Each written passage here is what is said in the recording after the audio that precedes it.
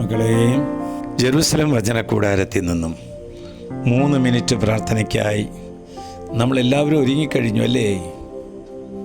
വലിയ സ്നേഹത്തോടെ, വലിയ ദാഹത്തോടെ അനേക മക്കൾ ഈ ശുശ്രൂഷയെക്കുറിച്ചും ഇത് സംബന്ധിച്ചതിൻ്റെ ഫലമായി കിട്ടിയ അനുഗ്രഹത്തെക്കുറിച്ചൊക്കെ പറയുമ്പോൾ സ്വർഗത്തിന് വലിയ സന്തോഷമാണ്.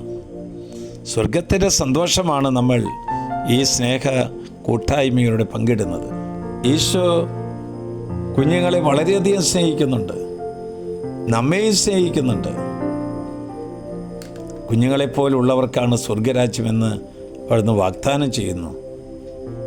അപ്പോൾ നമുക്കും കുഞ്ഞുങ്ങളെപ്പോലെ ഇണങ്ങിയും പിണങ്ങിയും കരഞ്ഞും പുഞ്ചിരിച്ചും ഒക്കെ നമ്മുടെ ജീവിതം നയിക്കുന്നത് കാണുമ്പോൾ സ്വർഗീയ പിതാവിന് വലിയ ആനന്ദമാണ്.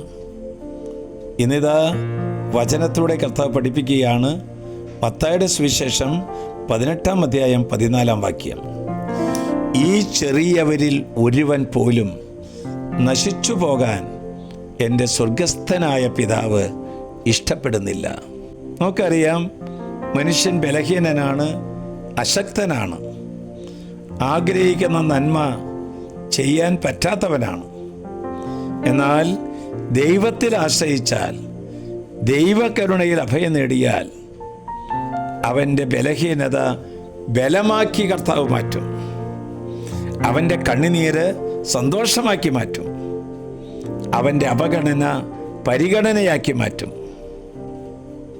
സ്വർഗസ്ഥനായ പിതാവ് ചെറിയവരെയും വലിയവരെയും ഒരുമിച്ച് വളർത്തുവാൻ കൊതിക്കുന്ന പിതാവാണ്.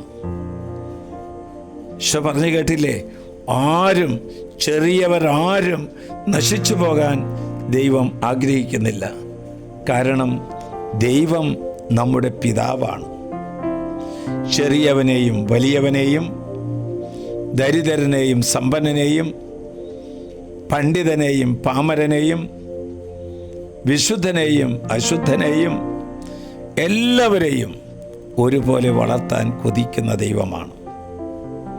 ആ ദൈവത്തിൻ്റെ സ്നേഹം നമ്മൾ രുചിച്ചറിയണം. ദൈവം പരിധിയില്ലാതെ സ്നേഹിക്കുകയും പരാതികളില്ലാതെ നമ്മുടെ കൂടെ നടക്കുകയും ചെയ്യുന്ന ആ കർത്താവിൻ്റെ സ്നേഹം നമ്മൾ അനുഭവിച്ചറിയണം. നമ്മെ വളർത്തുന്ന ദൈവത്തെ, നമ്മെ അനുഗ്രഹിക്കുന്ന ദൈവത്തെ കണ്ടുമുട്ടണം. എപ്പോഴും കോപിച്ചാലും, പൊട്ടിത്തെറിച്ചാലും, പരുക്കനായി പെരുമാറിയാലും, പുച്ഛിച്ചാലും പുച്ഛിച്ച് സംസാരിച്ചാലും, ആരുടെയും ഇടപെടലിൽ ഇല്ലെങ്കിൽ, ഒന്നും ചെയ്യാൻ പറ്റാതെ നിൽക്കുമ്പോഴും ദൈവം നമ്മെ ഇഷ്ടപ്പെടുന്നു. നമ്മെ സഹായിക്കാനായി 2 കരങ്ങൾ നീട്ടി വരുന്നു. ദൈവത്തിൻ്റെ മുമ്പിൽ നാം എല്ലാവരും സമന്മാരാണ്.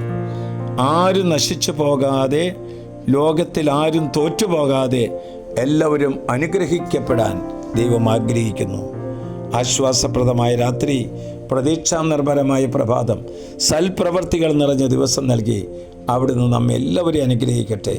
ഇന്നത്തെ ശുശ്രൂഷ അനേകം മക്കൾക്ക് എത്തിച്ചേരട്ടെ. നമ്മുടെ കർത്താവ് ഈശോ മിശിഹായുടെ കൃപയും പിതാവായ ദൈവത്തിൻ്റെ സ്നേഹവും പരിശുദ്ധാത്മാവിൻ്റെ സഹവാസവും നാം എല്ലാവരോടും കൂടി ഉണ്ടായിരിക്കട്ടെ, ഇപ്പോഴും എപ്പോഴും എന്നേക്കും.